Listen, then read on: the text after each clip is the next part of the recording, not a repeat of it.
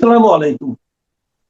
প্রিয় দর্শক, অন্য মঞ্চের আলোচনায় আপনাদের সকলকে আমন্ত্রণ জানাচ্ছি।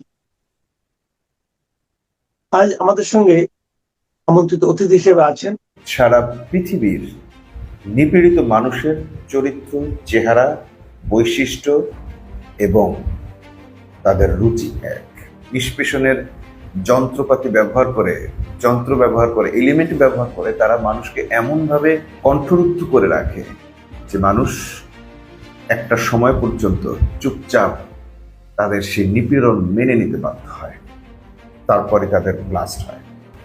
তো এই ঘটনার পর ছাত্ররা আরো ক্ষিপ্ত হয়ে ওঠে এবং সেই দেশের শিক্ষামন্ত্রীর পদত্যাগ দাবি করে, কিন্তু সরকার ব্যাপারটায় এতটাই ঢিলেমি করেছে এবং এতটাই ওভারলুক করেছে যে ছাত্ররা শেষ পর্যন্ত তাদের সংসদে গিয়ে হামলা করতে বাধ্য হয়েছে। আজকে ওই সংসদ ছাত্রদের দখলে। বাংলাদেশের পর, নেপালের পর, শ্রীলঙ্কার পর একই চিত্র এখন আমরা দেখতে পাচ্ছি ভারতে। কিন্তু মজার ব্যাপার হচ্ছে, এই চিত্রগুলো দেখার পরও যখনই কেউ রাষ্ট্র ক্ষমতায় আসে সে তার অতীত ভুলে যায়, তার এই দৃশ্যপটগুলো তার আর মনের ভেতর ভাসে না। আমরা যখন আন্দোলন সংগ্রামে রাজপথে ছিলাম, আজকে অনেকেই দাবি করে, কারো নাম আমি উল্লেখ করতে চাই না, যাদেরকে একটি শব্দ, গুপ্ত একটা শব্দ ব্যবহার করলেই সাধারণ মানুষও তাদেরকে চিনে তারা কারা। এদেরকে কিন্তু আমরা অনেক খুঁজেছি, তাদেরকে আমরা পাইনি, আমি পাইনি দূরে থেকে। আপনারা কি কেউ পেয়েছিলেন রাজপথে? তাদেরকে কিন্তু রাজপথে আমরা দেখিনি। বিভিন্ন সময় তাদেরকে দেখেছি, যারা পালিয়ে গেছে এই দেশ থেকে তাদের সাথে বিভিন্ন ভাবে আমরা দেখেছি, কিন্তু রাজপথে আমরা দেখিনি। দেখেছি শেষের দিকে এসে কিছুটা আমরা তাদেরকে দেখেছি, শেষের দিকে তারা কিছু কিছু জায়গায় তাদেরকে দেখেছি, কিন্তু 17 বছর বিভিন্ন জায়গায় আমরা তাদেরকে দেখিনি। কাজে প্রিয় নেতৃবৃন্দ, সেজন্যই দেশের মানুষ আমাদের উপরেই আস্থা রেখেছে, যে ঠিক আছে, এরাই দেশকে নিয়ে যেতে পারবে। এটি আমি দৃঢ়ভাবে বিশ্বাস করি। আসুন, দেশের মানুষের সেই আস্থা ধরে রাখার জন্য আমাদেরকে যে কোনো মূল্যে ঐক্যবদ্ধ থাকতে হবে। দেশের মানুষের আস্থা ধরে রাখার জন্য আমরা সকলে এক কাজ করব। ঠিক এই বক্তব্যের কমেন্টেই দেখা গেল যে জনগণই তারেক রহমানকে উদ্দেশ্য করে বলছে যে খাম্বাচর বললেও জনগণ জানে কাকে বলা হচ্ছে। ভারতে বাংলাদেশের মতোই ছাত্রদের আন্দোলন শুরু হয়েছে। সেই আন্দোলন পৌঁছে গেছে ভারতের সংসদ পর্যন্ত। গতকালই সংসদ ছেড়ে ছাত্রদের আক্রমণে, ছাত্রদের হামলায়, ছাত্রদের অভিযানে পালিয়ে গেছে নরেন্দ্র মোদী, ভারতের প্রধানমন্ত্রী। একটা জায়গায় যখন কোনো গণ অভ্যুত্থান হয় বা আন্দোলন হয় এবং তারা বিজয় অর্জন করে, তখন সেই আন্দোলনের স্পিরিট বা চেতনা অন্যত্র পৌঁছে যায়। আমরা দেখেছি যে বাংলাদেশের এই গণ আন্দোলনের পর, জুলাই অভ্যুত্থানের পর, বাংলাদেশের আশপাশের কয়েকটি রাষ্ট্রেই কিন্তু সেই আন্দোলনের থিম পৌঁছে গেছে। আমরা দেখেছি বাংলাদেশের আন্দোলনের থিমকে সেলিব্রেট করেছে পাকিস্তান, নেপাল এবং শ্রীলঙ্কা। এখন আমরা দেখলাম ভারতেও পর্যন্ত বাংলাদেশের সেই আন্দোলনের থিম কাজে লাগছে। মূলত সারা পৃথিবীর নিপীড়িত মানুষের চরিত্র, চেহারা, বৈশিষ্ট্য এবং তাদের রুচি এক। যখনই মানুষ বঞ্চিত হয় তখনই মানুষ তার নিজের বঞ্চনার বিরুদ্ধে রুখে দাঁড়ায়। এটা সহজাত প্রবৃত্তি। কিন্তু ফ্যাসিবাদরা মানুষের মনের ভেতর এমন একটা ভীতি জাগিয়ে রাখে সব সময়, তাদের প্রশাসন দিয়ে, তাদের পুলিশ দিয়ে, বিডিআর দিয়ে, আর্মি দিয়ে, তাদের আইন দিয়ে, আদালত দিয়ে, নানা ধরনের নিষ্পেষণের যন্ত্র ব্যবহার করে এলিমেন্ট ব্যবহার করে তারা মানুষকে এমনভাবে কণ্ঠরুদ্ধ করে রাখে যে মানুষ একটা সময় পর্যন্ত চুপচাপ তাদের সেই নিপীড়ন মেনে নিতে বাধ্য হয়, তারপরে তাদের ব্লাস্ট হয়। আজকে ভারতে যে ঘটনা ঘটল সেটি খুব অল্প সময়ের মধ্যে ঘটেছে, এটা আমরা দেখতে পেলেও এই নিপীড়ন, এই যুদ্ধটা কিন্তু দীর্ঘদিনের। আপনাদেরকে ভারতের অভ্যুত্থান, যে ছাত্র অভ্যুত্থান এখন আমরা দেখতে পাচ্ছি, তার কিছু হিস্ট্রিক্যাল ব্যাকগ্রাউন্ড আপনাদের সামনে তুলে ধরতে চাই। নাম্বার 1, একটা সিনেমা আছে, যে সিনেমাটা শুধু ভারত নয়, পুরো বিশ্বে ব্যাপক ভাইরাল হয়েছে, জনপ্রিয়তা পেয়েছে। সিনেমাটির নাম 3 ইডিয়টস।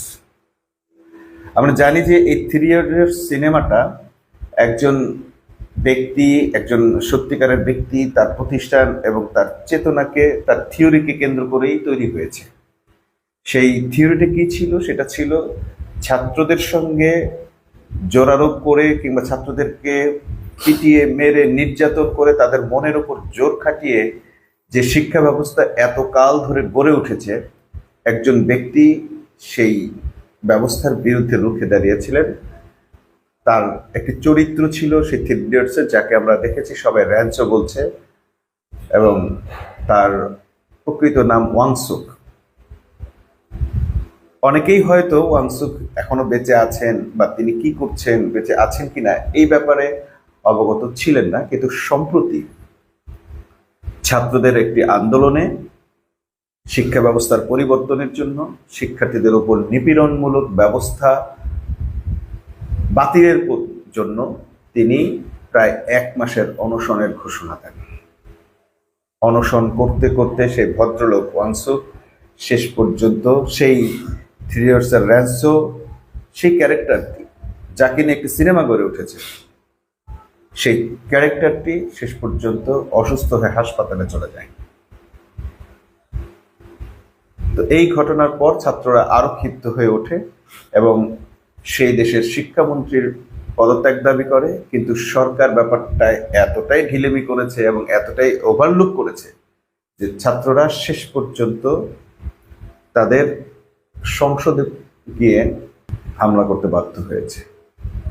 আজকে ওই সংসদ ছাত্রদের দখলে। বাংলাদেশের মতোই একই পরিস্থিতি সেখানে ঘটেছে। ছাত্ররা যখন তাদের ন্যায্য অধিকারের জন্য, ভারতের ছাত্ররা যখন তাদের ন্যায্য অধিকারের জন্য আদালতের দ্বারস্থ হলো, সেখানে ভারতের আদালত, সর্বোচ্চ আদালত, সুপ্রিম কোর্টের বিচারক সূর্যকান্ত ছাত্রদেরকে তেলাপোকা বলে অভিহিত করেছেন। তার ওই এক মন্তব্য থেকে সেখানে একটা পার্টি গড়ে উঠেছে। প্রথমে মনে হয়েছিল এটি একটি ট্রল পার্টি, মজা করে বা ফান টাইপের কোনো কিছু। রাতারাতি সেখানে একটা পার্টি তৈরি হয়ে গেল, নাম দেওয়া হলো ককরোচ জনতা পার্টি। যেহেতু প্রধান বিচারপতি সুবিচারের বদলে ছাত্র জনতাকে অবজ্ঞা করে তেলাপোকা বলে অভিহিত করেছে, তার সেই তাচ্ছিল্যকেই গায়ে মেখে বুকে ধারণ করে এই আন্দোলনটা গড়ে উঠল। সিমিলারিটি নিশ্চয়ই দেখতে পাচ্ছেন। বাংলাদেশের তৎকালীন প্রধানমন্ত্রী শেখ হাসিনা বাংলাদেশের মানুষকে, ছাত্র জনতাকে, তাদের কোটা বিরোধী আন্দোলনকে ন্যায্যতা না দিয়ে কি করলো? রাজাকার বলে অভিহিত করলো। ঠিক একইভাবে রাজাকার, নিজেদেরকে রাজাকার দাবি করে যেদিন শাহবাগে, ঢাকায়, বাংলাদেশে যখন মিছিল শুরু হলো, তখন শেখ হাসিনা পালিয়ে যেতে বাধ্য হলো। আমরা দেখলাম প্রধান বিচারপতির, সুপ্রিম কোর্টের প্রধান বিচারপতির সেই ককরোচ বলার প্রেক্ষিতে সিজেপি ককরোচ জনতা পার্টি গড়ে উঠল এবং রাতারাতি সেখানে প্রায় 2 কোটি মানুষ সংঘবদ্ধ হলো এবং তাদেরই এই একজন নেতা অভিজিৎ, তার আহ্বানে এখন এই মুহূর্তে ভারত টালমাটাল অবস্থায়। মোদি তার গদি ছেড়ে পালিয়েছে। ছাত্র শক্তিকে, ছাত্রদের শক্তিকে, ছাত্র জনতার অভ্যুত্থানকে, ছাত্র জনতার দাবিকে, তাদের অধিকারকে পাশ কাটিয়ে বেশি দিন চলা যায় না। বাংলাদেশের পর, নেপালের পর, শ্রীলঙ্কার পর একই চিত্র এখন আমরা দেখতে পাচ্ছি ভারতে। কিন্তু মজার ব্যাপার হচ্ছে, এই চিত্রগুলো দেখার পরও যখনই কেউ রাষ্ট্র ক্ষমতায় আসে, সে তার অতীত ভুলে যায়। তার এই দৃশ্যপটগুলো তার আর মনের ভেতর ভাসে না। কেন ভাসে না? তার আশপাশে থাকে সেই সব মোসাহেবগণ যারা বলে, স্যার আমরা দেখছি, কিচ্ছু হবে না, সব ঠিক আছে, সব ঠিক আছে। তাদের একটাই যোগ্যতা, তারা বলতে পারে সব ঠিক আছে, যাই কিছু ঠিক থাকুক, মানে ওলট পালট হয়ে যাক, তারা বলে ঠিক আছে। সেই ছোটবেলার কবিতাটার মতো, থালাটাও ফুটো আছে, তিনি হেসে বললেন ঠিক আছে, ঠিক আছে। সুকুমার রায়ের সেই ছড়াটা, সব ছাতাটা ফুটা, থালা ফুটা, রাস্তাঘাট ঠিক নেই, কোনো কিছুই ঠিক নেই, কিন্তু তারপরও তিনি হেসে বললেন ঠিক আছে, ঠিক আছে। তো যখন এইরকম একটা পরিস্থিতি দাঁড়ায়, তখন সরকারকে একটা বাহিনী থাকে সরকারের আশপাশে, প্রধানমন্ত্রীর আশপাশে, এমন সব তোষামতকারীরা থাকে, তারা শুধু ওই ছন্দটার মতোই বলতে থাকে সব ঠিক আছে, আমরা দেখছি সব ঠিক আছে। শেখ হাসিনাকেও কিন্তু শেষ পলায়ন পর্যন্তই বলেছে আমরা দেখছি ম্যাডাম, আপনি টেনশন করবেন না, কিন্তু কি লাভ হয়েছে, তাকে পালিয়ে যেতে হয়েছে। আমরা বাংলাদেশে দেখছি আবারও সেই জুলাইয়ের পুনরুত্থান ঘটতে যাচ্ছে।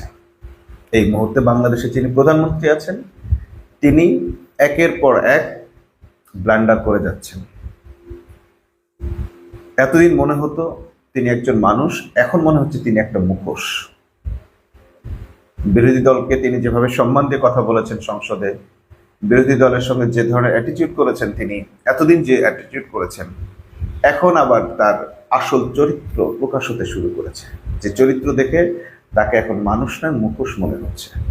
সেই চরিত্রটা কিরকম আপনারা দেখেছেন, গতকাল একটা বিজ্ঞপ্তি প্রকাশ পেয়েছে যেখানে রাশেদ খান নামক একজন লোককে প্রধানমন্ত্রীর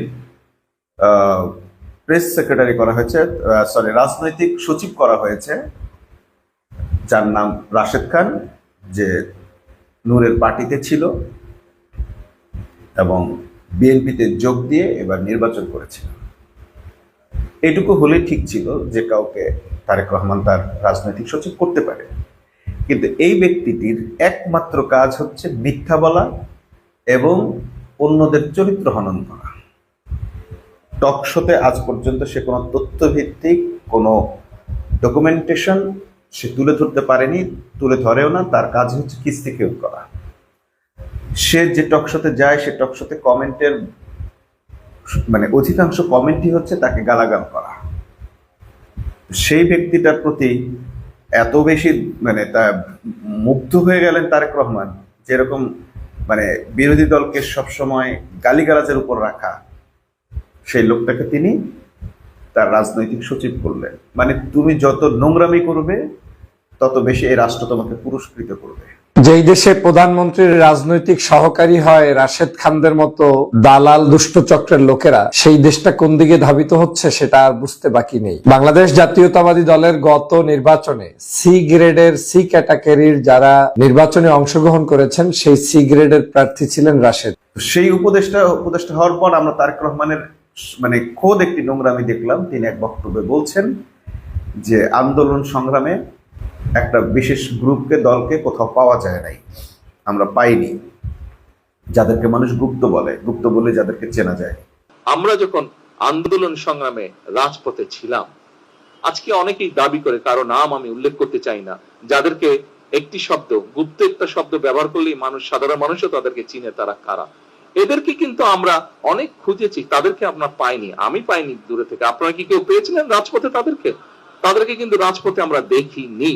বিভিন্ন সময় তাদেরকে দেখেছি, যারা পালিয়ে গেছে এই দেশ থেকে তাদের সাথে বিভিন্ন ভাবে আমরা দেখেছি, কিন্তু রাজপথে আমরা দেখিনি। দেখেছি শেষের দিকে এসে কিছুটা আমরা তাদেরকে দেখেছি, শেষের দিকে তারা কিছু জায়গায় তাদেরকে দেখেছি, কিন্তু 17 বছর বিভিন্ন জায়গায় আমরা তাদেরকে দেখিনি। কাজে প্রিয় নেতৃবৃন্দ, সেজন্যই দেশের মানুষ আমাদের উপরেই আস্থা রেখেছে যে ঠিক আছে, এরাই দেশকে নিয়ে যেতে পারবে। এটি আমি দৃঢ়ভাবে বিশ্বাস করি। আসুন, দেশের মানুষের সেই আস্থা ধরে রাখার জন্য আমাদেরকে যে কোনো মূল্যে ঐক্যবদ্ধ থাকতে হবে। দেশের মানুষের আস্থা ধরে রাখার জন্য আমরা সকলে এক কাজ করব। ঠিক এই বক্তব্যের কমেন্টেই দেখা গেল যে জনগণই তারেক রহমানকে উদ্দেশ্য করে বলছে যে খাম্বাচর বললেও জনগণ জানে কাকে বলা হচ্ছে। 99% মন্তব্যই ছিল তারেক রহমানের বিরুদ্ধে। এই যে জনগণ, তারা হয়তো বলবে এটা বট বাহিনীর কমেন্ট। তো আপনাদের বট বাহিনী কোথায়? আপনাদের বট বাহিনী, কট বাহিনী কিছুই তো নেই। নারী নিয়ে ধরা খায় কট বাহিনী, দুর্নীতি করতে গিয়ে ধরা খায় কট বাহিনী। আপনাদের সেই কট বাহিনীকে ধরে নিয়ে আসেন, সেখানে চাঁদাবাজি করতে গিয়ে ধরা খায়। এই যে বাহিনীগুলো আপনাদের আছে, তাদেরকে নিয়ে বসান। আপনারা জনমতকে, জনগণের ভাষাকে ট্যাগ দিয়ে শেখ হাসিনার মতো এড়িয়ে যাওয়ার চেষ্টা করছেন। এই এড়িয়ে যাওয়ার চেষ্টাটা আপনাদের জন্য কি সুফল বয়ে আনবে? সেখানে রাজনীতি দেখেন কত বেশি অদূরদর্শী হলে মানুষ এই ধরনের বক্তব্য দেয়। যে ব্যক্তি নিজেই 16 বছর 17 বছর বাংলাদেশে ছিল না, তাকেই কোথাও খুঁজে পাওয়া যায় নাই। এক টেলিভিশনের সেটে একই পুরনো মান্ধাতার আমলের প্রতিবন্ধীর মতো বসে বসে তিনি কিছু পুতু কিছু কথা বলতেন আর ভাবতেন যে পুরো দেশ মনে হয় তার কথায় চলছে। তার কথায় বাংলাদেশে কিছুই চলে না, এখনো চলে না তার কথায় বাংলাদেশ। এখনো চলে না। কিন্তু তিনি মনে করতেন যে তিনি জুম মিটিং দিয়ে পুরো বাংলাদেশের আন্দোলন করেছেন, সংগ্রাম করেছেন, তিনি কাউকে খুঁজে পান নাই। আপনি কিভাবে খুঁজে পাবেন? আপনি একদিনের জন্য বাংলাদেশে এসেছেন এই 16 বছরে? আপনি এসেছেন যখন বাংলাদেশের ছাত্ররা এবং ওই সেই গুপ্ত দল, গুপ্ত শিবির, গুপ্ত জামাত বাংলাদেশে পরিস্থিতি সৃষ্টি করলো, তখন আপনি বাংলাদেশে আসলেন। ফ্যাসিবাদ উৎখাত করার পর আপনি বাংলাদেশে এসেছেন, তাও আসতে পারেন নাই। তাও আপনি আসতে পারেন নাই। আপনার মা অসুস্থ, মারা গেছে, আপনি আসতে পারেন নাই। আপনি সেই লোক যে তার মৃত মাকে দেখতে আসতে পারে নাই, অসুস্থ মাকে দেখতে আসার সাহস করে নাই, সে এসে এখন অন্যকে গুপ্ত বলে, এটা খুব নির্লজ্জ একটা আচরণ। এটা যেতে মানে মানুষ মেনে নিতে পারছে না। আপনি কমেন্ট দেখেন, আপনার ওই নিউজের কমেন্টগুলো একটু পড়েন, এগুলোকে বট বাহিনীর ভাষা না মনে করে নিজের দেশের জনগণের ভাষা মনে করে একবার ভেবে দেখেন, এই অপরাজনীতি আর কতদিন করবেন? এই মুখোশ পরা রাজনীতি আর কতদিন করবেন? নাহিদ ইসলামের মতো আবারও বলতে হচ্ছে, নাটক কম করেন। এই নাটক দিয়ে আপনি দেশ চালাতে পারবেন না। জুলাই সনদ বাস্তবায়ন না করে, এটাকে এড়িয়ে গিয়ে আপনি যাই কিছু করতে চান, আপনার ক্ষমতা টিকবে না। ভারতের, আপনি হয়তো ভেবেছেন যে জুলাই অভ্যুত্থান প্রতি বছর হবে না, কিন্তু আপনি নিশ্চয়ই দেখেছেন এবার ভারতে কি ঘটলো। আপনার শিক্ষামন্ত্রী ছাত্রদেরকে যখন ফার্মের মুরগি বলেছে, তারাও চিকেন পার্টি একটা গঠন করে ফেলেছে। আপনারা হয়তো ভাবছেন যে ওখানেই শেষ। না, ওখানেই শেষ না। যেই ছাত্ররা ধৈর্য ধরতে জানে, লড়াই করতে জানে এবং ধৈর্য ধরতে জানে, তাদেরকে কেউ হারাতে পারে না। ছাত্ররা আবার ধৈর্য ধরেছে। শুধু ইন্টারমিডিয়েটের ছাত্ররাই আপনাদের পতনের জন্য কারণ হয়ে দাঁড়াতে পারে। আপনার এই মুখোশ আপনি যখন উন্মোচন করে ফেলেছেন, আপনি যখন জনগণকে বুঝিয়ে দিয়েছেন যে আপনি নিজের গদি রক্ষার জন্য, নিজের পরিবারের শাসনভার অক্ষুণ্ণ রাখার জন্য কোনোভাবেই জুলাই সনদ বাস্তবায়ন করতে চাচ্ছেন না, আপনার মন্ত্রীদেরকে সামনে এনে তাদেরকে ক্রিমিনাল বানাচ্ছেন, কিন্তু আপনি নিজে ভালো লোক সেজে আছেন, ভালো মানুষের মুখোশ পরে আছেন, এটা যখন জনগণ বুঝে গেছে এবং আরো বেশি যখন তারা টের পেয়ে যাবে, তখন আপনার গদি ভারতের মোদির মতো, শেখ হাসিনার মতো নড়বড়ে হয়ে যাবে। জুলাই সনদ বাস্তবায়ন না করা পর্যন্ত, না করলে আপনার প্রতিরক্ষা সম্ভব হবে না। এটা আপনাকে এখন বুঝতে হবে। আপনি রাশেদ খানের পরামর্শ কিংবা এক নারীর দাম্পত্য সঙ্গী ডাক্তার জাহিদুর রহমানের বক্তব্যে প্রভাবিত হয়ে তাদের পরামর্শে দেশ চালালে আপনি গানটা করবেন। মিস্টার রহমান, আপনার জন্য জনগণের পক্ষ থেকে এই কথাগুলো আমরা বুঝছি। জুলাই অভ্যুত্থান আমাদেরকে সেইটুকু শিখিয়ে গেছে যে আর কখনো মৃত্যুকে ভয় করা যাবে না। এই জুলাই অভ্যুত্থানে আমরা দেখেছি পাশের লোকটি গুলিবিদ্ধ হয়ে মারা যাবার পর পালিয়ে যাবার সুযোগ থাকা সত্ত্বেও 17-18 বছরের সন্তানেরা, ছেলেরা পালিয়ে না গিয়ে সেই বুলেট বিদ্ধ হওয়ার সমস্ত আশঙ্কা থাকা সত্ত্বেও, ঝুঁকি থাকা সত্ত্বেও তার সাথীকে বাঁচাতে চলে এসছে। পুলিশ তাকে সরিয়ে দিচ্ছে, কিন্তু সে সরতে রাজি নয়। সে মরবে, তবু তার সাথীকে ছেড়ে যাবে না। এটাই ছিল জুলাই। ছেড়ে যেও না, একলা ফেলে যেও না, এটাই ছিল জুলাই। যায়নি, জুলাই যোদ্ধাদেরকে এখনো কেউ ছেড়ে যায়নি।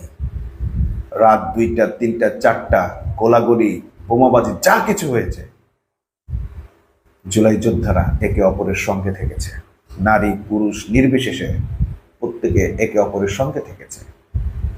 দল ধর্ম সবকিছু বিসর্জন দিয়ে। তখন কোনো দল ছিল না। সকল দল, অমুক দল তমুক দল, কোনো দলের কোনো ক্রেডিট নেই। সেখানে শুধুই জনগণ ছিল। জনগণকে আপনাদের নিজেদের পকেট ভাবেন কেন? জনগণকে আপনাদের নিজেদের পকেট ভাবেন কেন? আজকে আপনাকে ভোট দিচ্ছে, কালকে আরেকজনকে ভোট দিবে। জনগণ অমুক আপনার দলের কর্মী, এটা ভাবতেই যাবেন না।